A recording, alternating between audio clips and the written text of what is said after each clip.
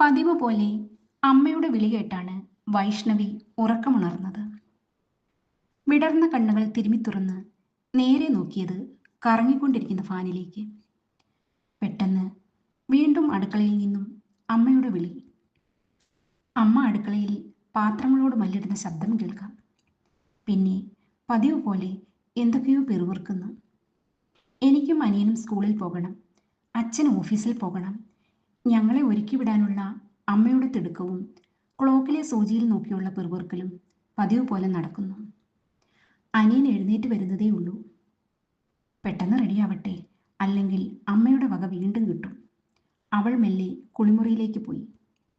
ഉമ്മറത്ത് പത്രം വായിച്ചിരിക്കുന്ന അച്ഛൻ്റെ വിളി. അടുക്കളയിലേക്ക് നോക്കി.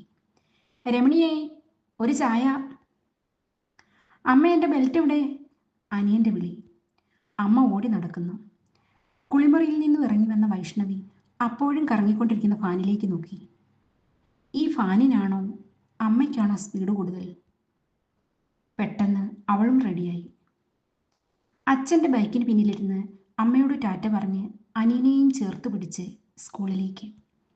ഇടയ്ക്ക് ബ്രേക്ക് പിടിക്കുമ്പോൾ അവൾ അനിയനെ ചേർത്ത് പിടിച്ചു. സ്കൂളിന് മുന്നിലെത്തി. അച്ഛനോട് യാത്ര പറഞ്ഞ് അനിയനെ അവൻ്റെ ക്ലാസ്സിലാക്കി അവൾ ക്ലാസ് റൂമിലെത്തി. പതിവ് പോലെ കുളിച്ച് സുന്ദരിയായി കണ്ണെഴുതി പൊട്ടുകുത്തി കോതിയിട്ട മുടിയിൽ പൂവും ചൂടി തെളിഞ്ഞ ചിരിയോടെ കയ്യിൽ ബുക്കും ചൂരൽ വടിയുമായി ക്ലാസ് ടീച്ചർ എത്തി. പിങ്ക് സാരിയിൽ ടീച്ചർ ഇന്ന് പതിവിലും സുന്ദരിയാണെന്ന് തോന്നി. ഓരോരുത്തരുടെയും പേര് വിളിച്ച് അറ്റൻഡൻസ് എടുക്കുമ്പോഴും ആ ചിരി മാഞ്ഞിരുന്നില്ല. എല്ലാം കഴിഞ്ഞ് ടീച്ചർ എഴുന്നേറ്റു. ബാഗിൽ നിന്നും എന്തോ എടുക്കുന്നു. ഇന്ന് ഞാനൊരു ചോദ്യം ചോദിക്കാം, ടീച്ചർ ചിരിയോടെ തുടർന്നു. കുട്ടികളെല്ലാവരും നിശബ്ദരായി. ടീച്ചറുടെ കയ്യിൽ 10, 20, 50, 200, 500 ഇങ്ങനെ കുറേ തെളിഞ്ഞ നോട്ടുകൾ ഉണ്ടായിരുന്നു. അത് ഉയർത്തിപ്പിടിച്ച് ടീച്ചർ ചോദിച്ചു, നിങ്ങൾക്കിതിൽ ഏത് വേണം? ഏത് വേണമെങ്കിലും എടുക്കാം. കുട്ടികൾ ഒരേ സ്വരത്തിൽ 500 രൂപ വേണം എന്ന് പറഞ്ഞു. ടീച്ചർ ചിരിച്ചു. പെട്ടെന്ന് ടീച്ചറിൻ്റെ തെളിഞ്ഞ നോട്ട് മാറ്റി ആ സ്ഥാനത്ത് നന്നായി ചുളുങ്ങി മുഷിഞ്ഞ ഒരു നോട്ട് വെച്ചിട്ട് വീണ്ടും ടീച്ചർ ചോദിച്ചു, ഇപ്പോഴോ? ഇതിലേത് വേണം? അപ്പോഴും കുട്ടികൾ 500 രൂപ തന്നെ വേണമെന്ന് പറഞ്ഞു. അപ്പോൾ ടീച്ചർ ചോദിച്ചു,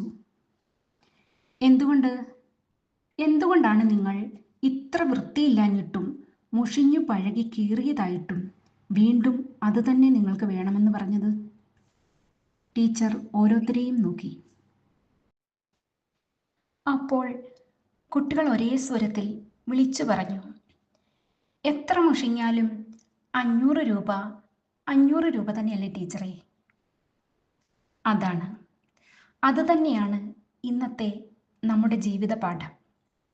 എത്ര മുഷിഞ്ഞാലും ഈ 500 രൂപ നോട്ടിൻ്റെ മൂല്യം ഒട്ടും കുറയുന്നില്ല. അതുപോലെ തന്നെയാണ് നമ്മുടെ ജീവിതവും. ജീവിതത്തിൽ പലപ്പോഴും അഴുക്ക് പുരണ്ടേക്കാം, വലിച്ചെറിയപ്പെട്ടേക്കാം, സ്നേഹിച്ചവരാൽ ചവിട്ടി താഴ്ത്തപ്പെട്ടേക്കാം. എന്തെന്ത് പ്രശ്നങ്ങൾ നേരിടേണ്ടി വന്നാലും നിങ്ങളുടെ മൂല്യം, നിങ്ങളുടെ ജീവിതത്തിൻ്റെ മൂല്യം ഒട്ടും കുറയുന്നില്ലെന്ന് നിങ്ങൾ മനസ്സിലാക്കണം. എത്ര ചെളി പറ്റിയാലും സ്വന്തം ജീവിതത്തെ നിങ്ങൾ സ്നേഹിക്കണം. ടീച്ചർ പറഞ്ഞു നിർത്തി.